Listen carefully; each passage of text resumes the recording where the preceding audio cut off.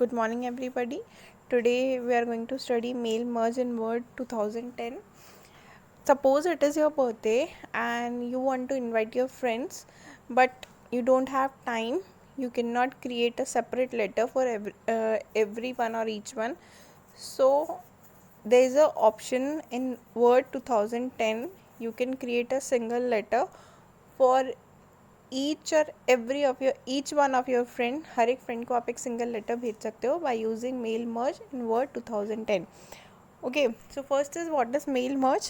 Mail merge is a feature in Word that lets you send a similar document to multiple user. बहुत सारे users को अगर आपको एक सिंगल लेटर सेंड करना है तो you can use mail merge. The content of the document remains same.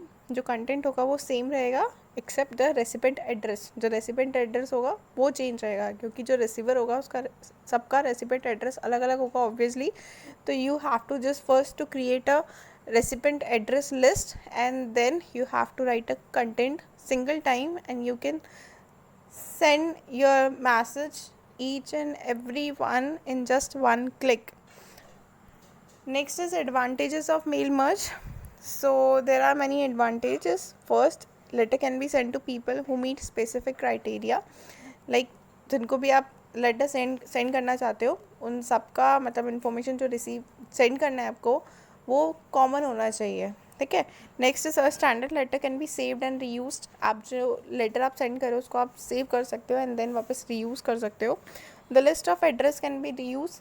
जो आपने एक बार एड्रेस लिस्ट क्रिएट कर ली है उसको आप दोबारा से यूज़ कर सकते हो. It saves times and effort. आपको सबको अलग अलग भेजने की ज़रूरत नहीं है. आप एक ही बार में एड्रेस लिस्ट क्रिएट करके और सबको एक ही बार में वो पर्टिकुलर लेटर को सेंड कर सकते हो.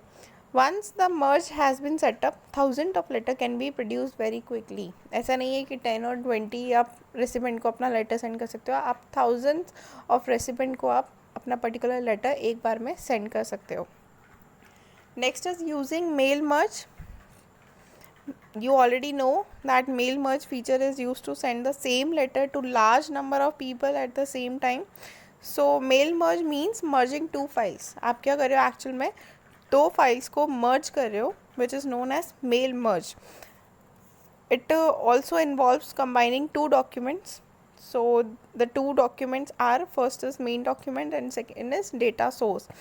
Main documents means it is the document that contain the letter or text which is to be sent. For example, an invitation. Main document क्या होता है जिसको भी जो भी लेटर आपको जो भी टेक्स्ट आपको सेंड करना है that is the main document. Example के लिए कोई भी आप इन्विटेशन कार्ड जो भी सेंड कर रहे हो चाहे वो इमेज फॉर्मेट में है चाहे वो टेक्स्ट फॉर्मेट में है that is known as main document. Next is data source. This is the file where the address of all the recipient are stored. Data source क्या होता है वो फाइल होती है जिसके अंदर जितने भी रेसिपेंट हैं उन सबका एड्रेस स्टोर होता है.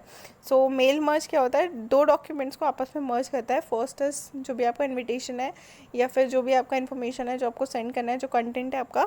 नेक्स्ट इज डेटा सोर्स जो एड्रेस रेसिपेंट होते हैं उन सबका एड्रेस जो होता है पर्टिकुलर दैट इज़.